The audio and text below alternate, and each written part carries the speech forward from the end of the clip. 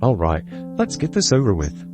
It is my unscientific calculation that at least 51% of men, the majority, are relational idiots. Now, I take no pride in saying that, and it doesn't really matter because you don't agree with me anyways. But let's not forget that most idiots don't know they're idiots. In fact, the biggest idiots are usually the most convinced that they aren't idiots. Right?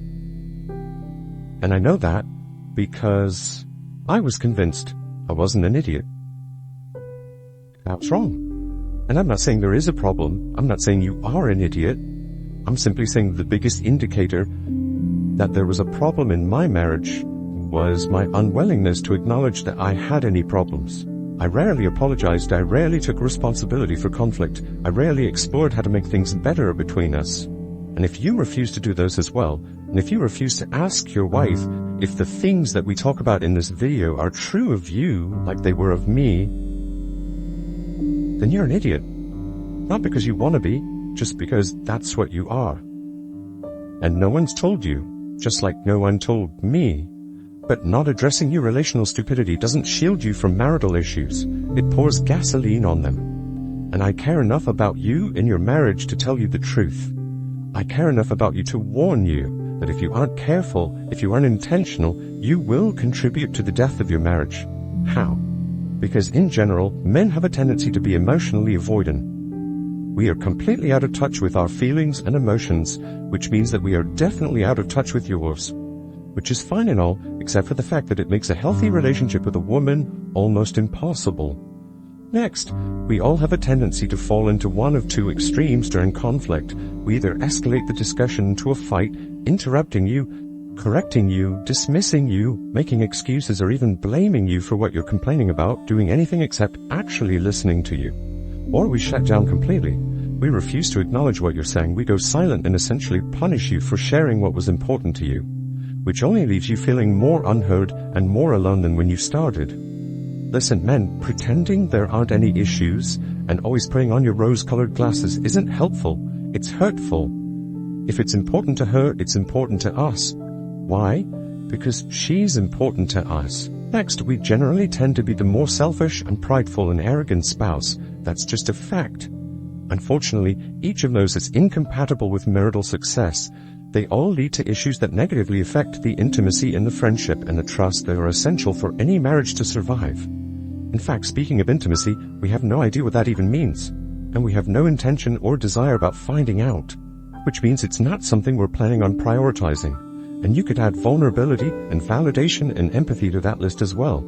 Those are just a few things on a long list of what makes us relational idiots. And part of the reason why you are the way you are is because no one taught us to be anything else. You think men are taught emotional intelligence? You think men are taught the value of emotional closeness? You think men are rewarded for pursuing emotional connection? Now, you know what they learn by the other men in their life? Crying is for girls, closeness is for sissies, and feelings are weaknesses. Do you know when the average man finally learns that those aren't true? The same place I did.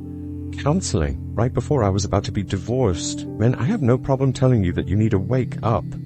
If you don't think it can happen to you, you're a fool. And I'm not saying you're the problem, but I am saying you 100% contribute positively or negatively to the problems in your marriage.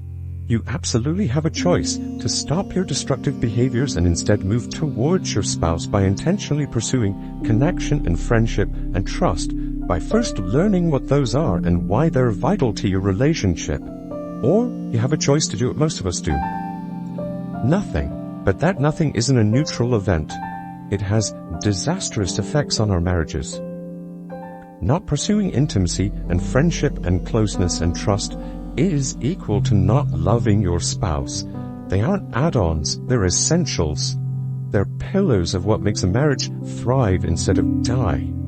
Don't wait until your marriage is on the brink of collapse. Don't wait 6 years like I did to actually learn what makes a difference between a marriage that succeeds and one that fails. Don't wait 6 years to learn about our own destructive habits that negatively contribute to the health of our marriage. Don't wait 6 years to learn how to have conflict where there's empathy and validation and understanding and reconnection instead of just blame and yelling and further disconnection. Watch your conflicts. Listen to what she complains about. Don't argue with her. Don't correct her. Don't escalate the fight. Listen to her. She's important to you, right? So then try to understand her. Put your pride and arrogance aside for 5 minutes and listen. Ask questions. Explore her perspective. I know it's hard when you feel attacked. You feel like it's unfair. Of course it's hard when your brain says, fight back. Tell her why she's wrong. And you can do that. I'm just telling you that you're losing her. Every time you punish her for sharing what's important to her, you are losing her. Every time you confirm that you're not a safe place for her to share her feelings, you are losing her. Don't wait 6 years to actually ask your wife, how are we doing, really? Do you ever feel neglected? Do you ever feel lonely in this marriage?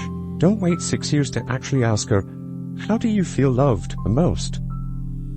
Because for a lot of you, it'll be too late by then.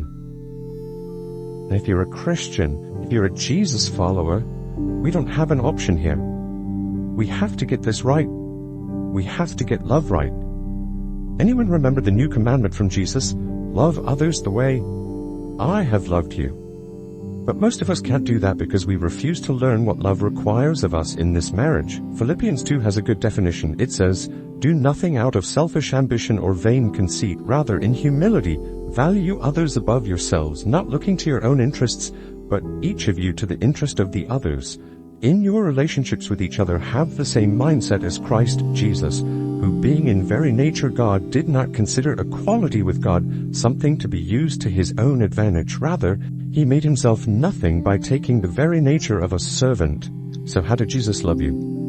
Sacrificially and selflessly, putting your needs above his comfort.